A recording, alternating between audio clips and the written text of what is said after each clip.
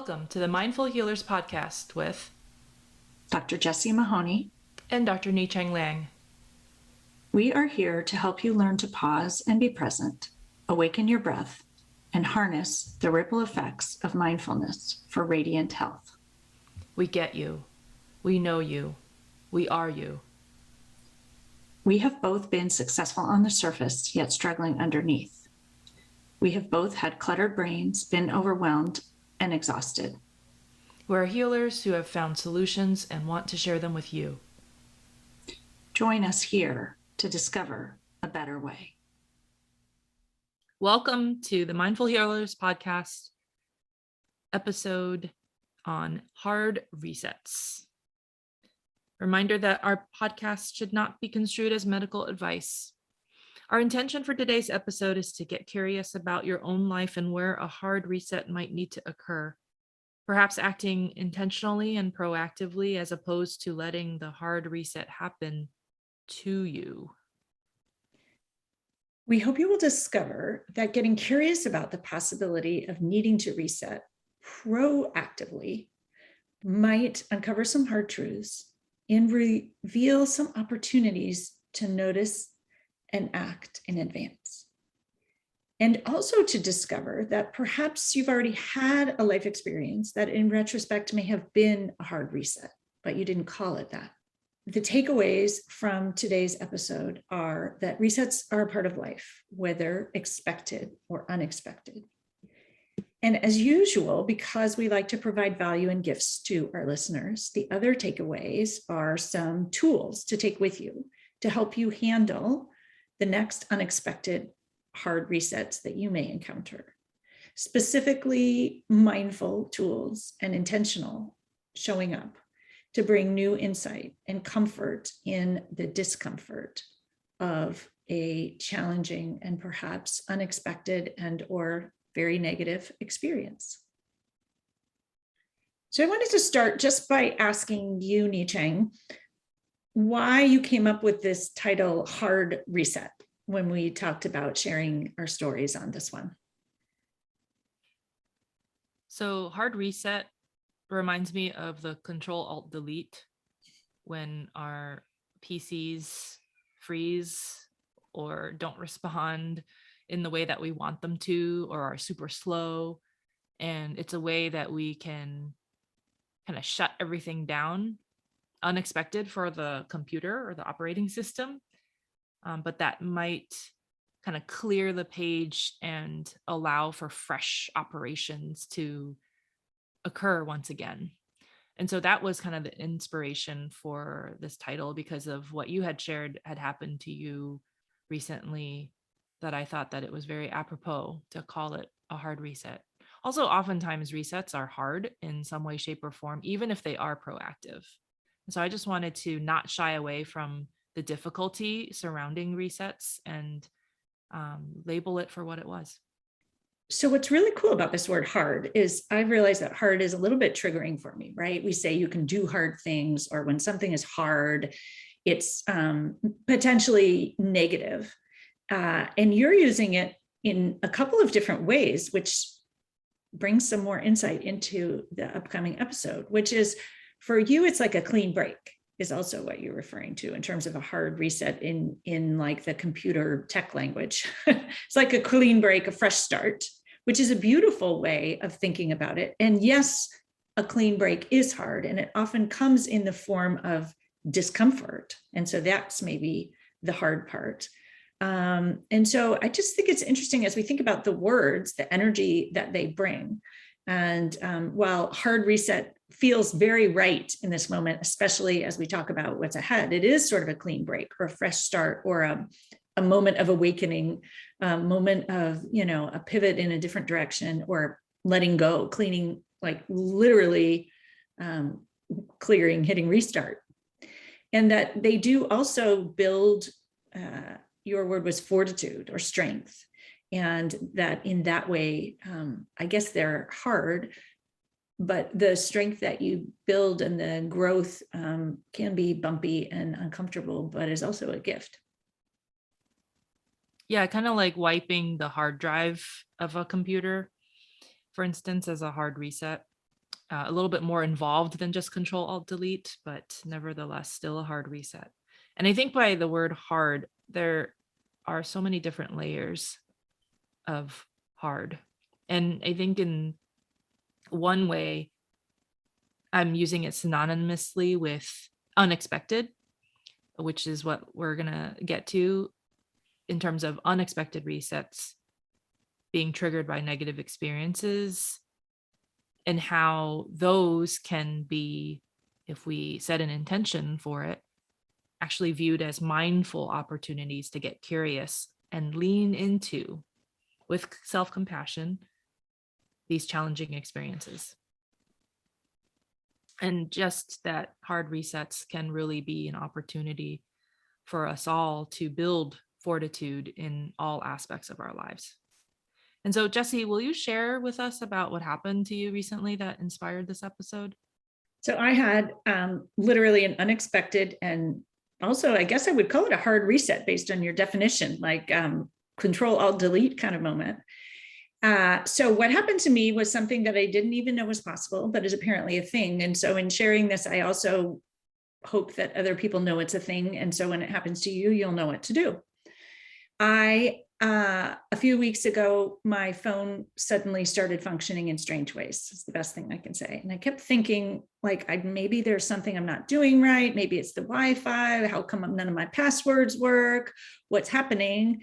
And then the phone literally stopped working, even as a phone. You couldn't call on it. And I had been logged out of essentially all of my accounts. And so my husband, who also had a phone, contacted the phone people, who let us know that someone had replaced the SIM card on my phone and literally taken over my entire phone and everything that was on it. And thus why nothing worked. So that is, of course, a breach of all of your data. And as many of you likely also have your whole life on your phone. You use it for your business, you use it for your banking, you use it for your shopping lists, you use it for your social life, and all of those things. And so this was definitely a hard reset kind of moment. So literally they had to reset my SIM card and give me my phone and my life back.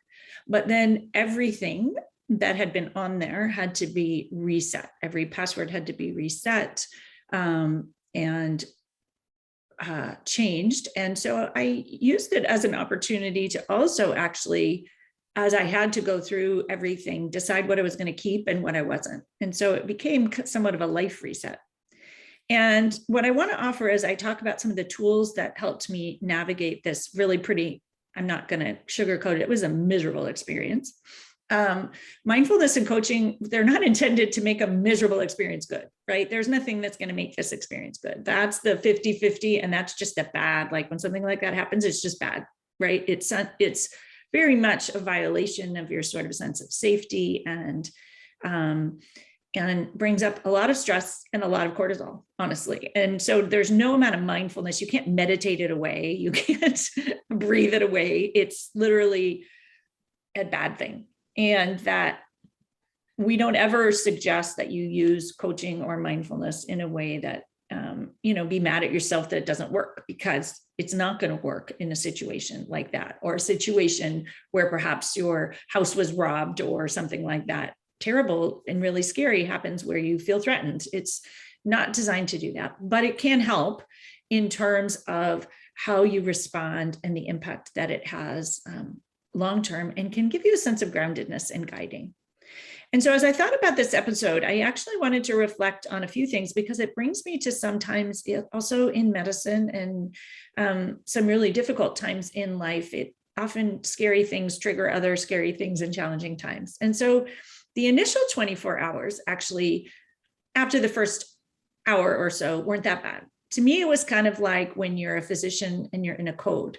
You're focused, you're on task, you get it done, you just start changing passwords, you do the actions. You have very clear intentions, you're focused. And there isn't much time to kind of feel the feelings. You're doing what needs to be done. And it's pretty easy to convince yourself that this is a functional reset. And you can think about positive things that pop up, and you do what needs to be done.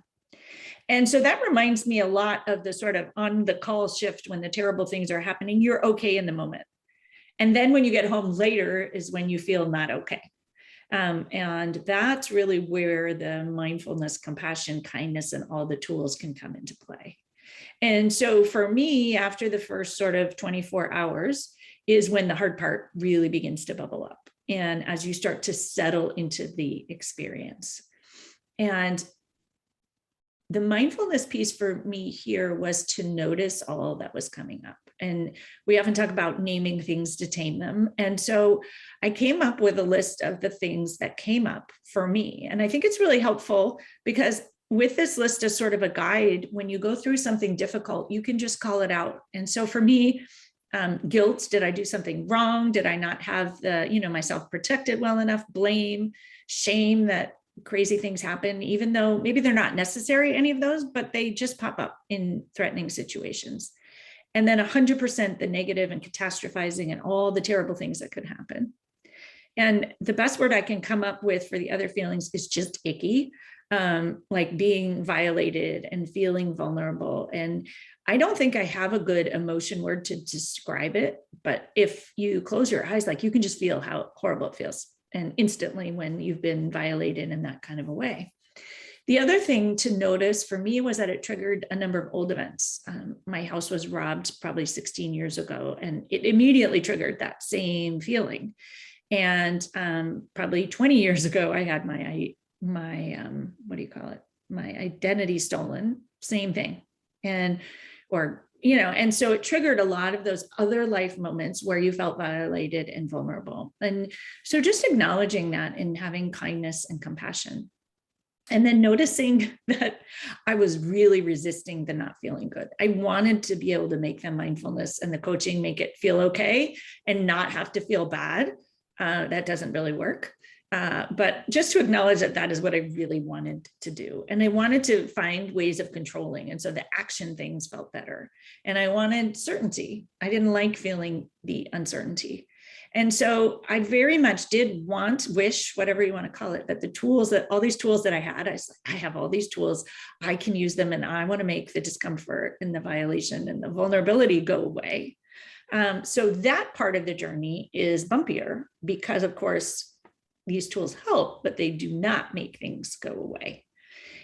And so to share that beyond the noticing, one of my favorite tools, which I know I've shared here, is the accepting but not liking. And that makes me feel better. I can accept it and not like it. And rather than resist it, I can put my attention and energy into not liking it.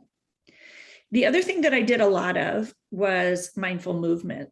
And for me, that's yoga. And for some people, it'd be walking. Some people would be Pelotoning as fast as you can, or running a marathon, or hiking up a mountain. Like we all have something that just we can tap into. What was interesting for me in the week or two after that is a lot of the usual yoga poses that I like to go to for grounding did not feel good at all. So I had to pick new ones. And some of them were nourishing, healing. For me, like child's pose worked and supported fish worked, but sitting like grounded on a block, which usually for me feels great, didn't feel good at all. So I think just the ability to sort of try things out and say, oh, this feels good, and this does not, and this feels safe, and this does not. So I'm very grateful for the ability to know a number of different poses and to be flexible enough to say that I could do a different practice, and that to listen to what's happening. Nature for me, also super healing, and can get you out of sort of that cortisol rush as you start to look at the expansiveness of the world and the trees and the sky and the moon and the ocean. And I think, we often don't think of nature as a healing modality, and yet it very much is. And I feel called to mention the upcoming Mindful Healers Retreat here, which is going to be very much focused on the healing powers of nature.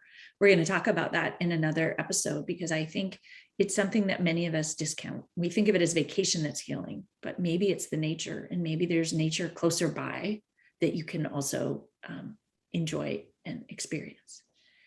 So I also found I will call it hand to heart helpful. It's my personal version of self-compassion. And we know from some new studies that, the hand to heart and the physical touch releases oxytocin and decreases cortisol. And so doing as much of that as possible, such a simple action, but can be grounding and healing, and is available to us almost all the time. Not if you're in the OR, but almost all the time. Even if you're talking to a patient or lying in bed, hand to heart is possible. And then the last two that I wanted to call out are curiosity and non-judgment, and just the lightness of intentionally trying to be curious about the experience and asking yourself questions that are more intentional, like what can I be learning? Where's the growth edge? How can I make this a positive experience? Not from a willpower standpoint, but just from kindness. Because asking yourself useful questions rather than like what terrible is going to happen, but what good might come of this, or what have I learned, or how can I share this with others so it doesn't happen to someone else? And for me, my phone is much more minimalist now. I got rid of every app I don't need. I closed any account that I no longer needed. I have a very simple I actually know all my passwords now. And I know my husband had to reset all of his because we share an iCloud. So like our family is organized. So I would not have done that at this point in my life. And it's much simpler. I was like, we don't need this anymore. I was able to sort of clean out things that had been on my phone for 10 years that I just no longer needed. So being curious about how it might be okay or a good thing can change it. So the other thing I just want to bring up about a hard reset. So it was good and bad. There were lots of bad. And even now I still have moments of panic when, I get some message and I'm thinking maybe my accounts are being hacked, or, and I'm sure that there will be repercussions literally for a year or years based on some of my previous experiences with things like this, but not focusing on that. And when those stressed out, violated feelings come up, to have compassion and kindness and breathe and be nice to myself.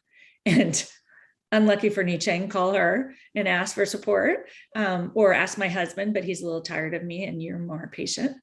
Sometimes people who don't live with you can be more patient. But I think just compassion there. And then sharing that it has kind of been a lightness where I'm looking at all the other parts in my life. Where else do I want to reset? How do I want to change things?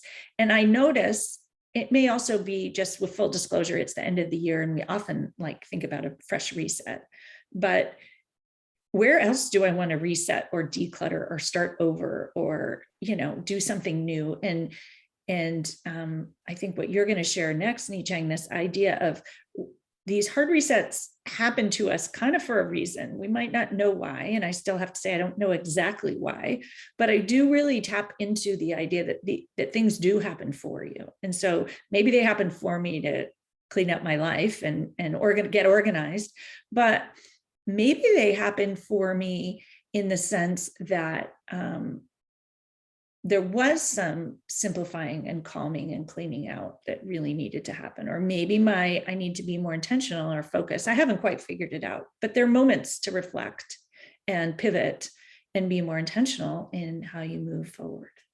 And so this idea of gifts coming in unexpected packages, especially because it's sort of the holiday season, that horrible things can be a gift.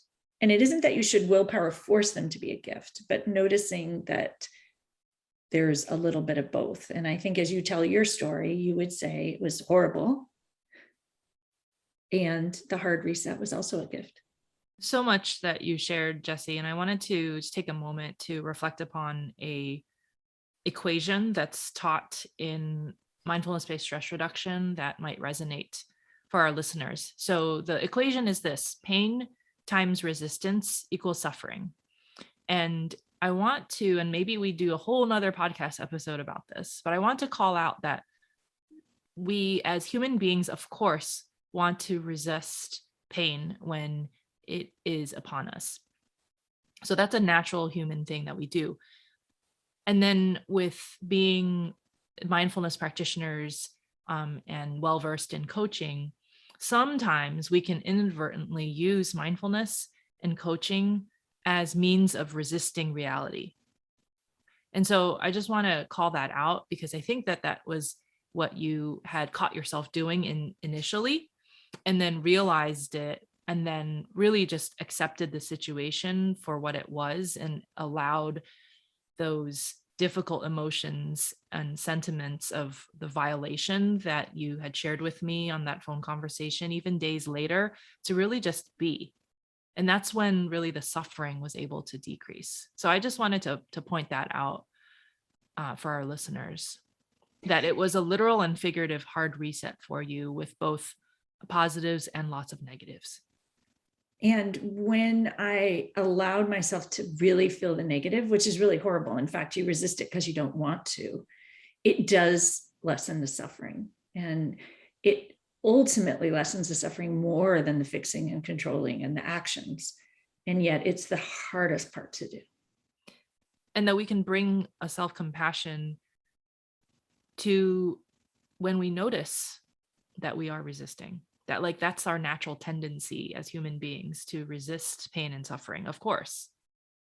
But that, can we notice it with mindfulness and allow and accept it to be just in the moment, so that our response to it might be one that is healthier and that won't cause ongoing cycles of pain and suffering by continuing to resist it. So for me, my challenging health diagnosis of cancer 10 years ago was an example of a hard reset. It came at a very unexpected time. My eldest at the time was only 14 months old. I was in the middle of a very busy, challenging pulmonary critical care fellowship. And that for me was my wake-up call, that I could not continue to go 200 miles an hour, mind, body, and spirit, not give myself time to exhale, catch my breath, and still expect to be here years later. So for me, it was a hard reset to prioritize self-care in a way that I had not done so in the past. And so using that experience and expanding upon that, all challenging health diagnoses can be examples of hard resets. Diabetes, hypertension, heart disease, cancer, autoimmune diseases, mental health conditions can all be viewed as opportunities for hard resets, that when we acquire this label of that particular diagnosis being impactful on our health and lives, we can allow and accept the difficult emotions just as they are, but then use the next opportunities to bring about change in a way that's aligned and that serves us, so that we can start to become healthier versions of ourselves. It's interesting, this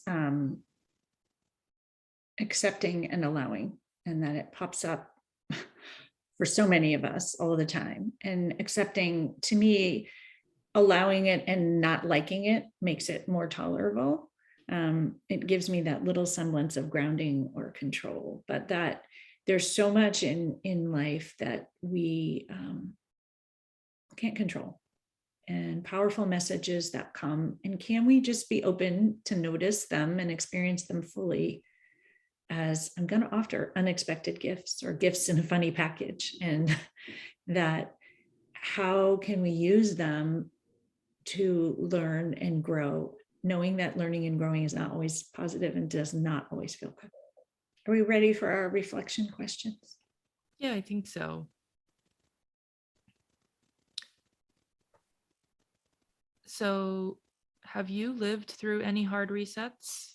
If so, what thoughts do you have about reflecting upon them? Your emotions or body sensations? And what actions did you take, either voluntarily or involuntarily, during this reset? What tools do you have to help ease your journey through unexpected hard resets?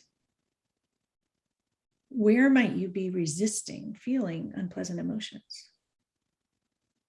Are you asking yourself unhelpful questions, or shifting into blame, shame, and guilt around something hard or unexpected. Are there any opportunities where you would like to proactively reset?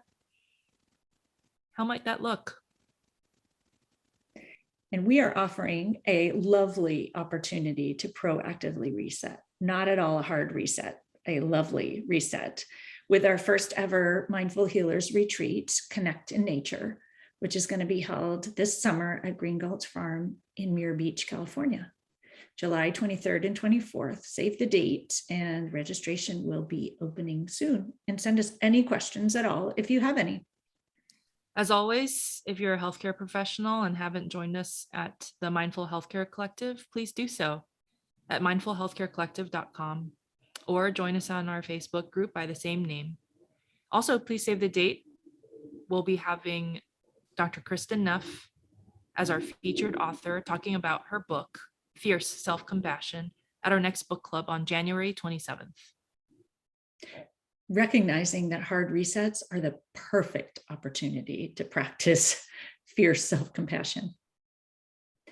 And as we end today, the day after a gift-giving holiday, I wanted to offer our gift to you, our mindful moment after the singing bell, and request a gift from you, a written review and feedback on the podcast. We would be most grateful if you would share your thoughts so that others can more easily find us. Stay on after the singing bowl for our mindful moment offering if you are in a safe location to practice with us. As always, if you want to declutter your mind, be more present, and start truly living your one wild and precious life, come find us at the mindfulhealerspodcast.com. Work with one of us. Work with both of us. Start or up-level your mindfulness practice. Discover how mindful coaching can change your life. Or even better, do both as part of our Mindful Healers programs and retreats. You can find links to find out more about our programs and join our communities at themindfulhealerspodcast.com. Reach out and get started on your journey to a life better lived today. The content of this podcast is not meant to be medical or life advice. If you choose to participate in our mindful moments, please do so safely.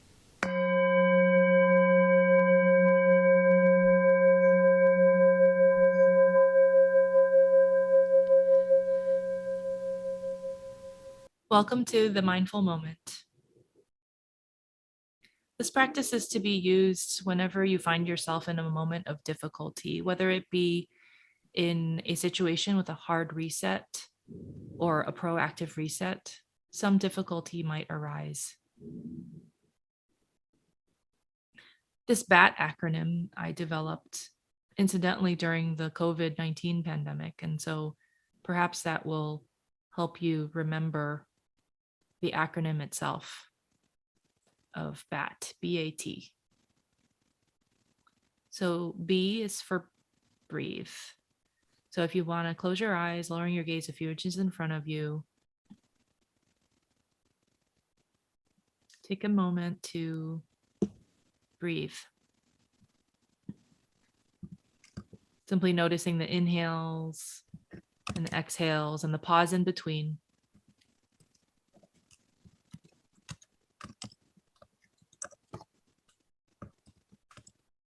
And then A is to attend. As healthcare professionals, we attend to the needs of so many others, oftentimes neglecting the needs of our own. So this A for attend is for us. Asking yourself, what do I need in this moment? Attend to your thoughts, your emotions, your body sensations right now in this particular moment. And then T is to transition. Transition into greater skillful action, greater skillful response.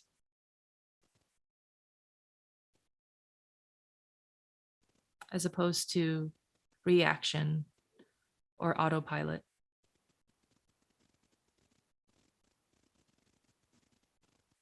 And as you're ready, blinking open eyes, letting the light back in. I hope that you'll use BAT, breathe, attend, and transition the next time you have something difficult or stressful that arises. Thanks for joining us for this mindful moment offering.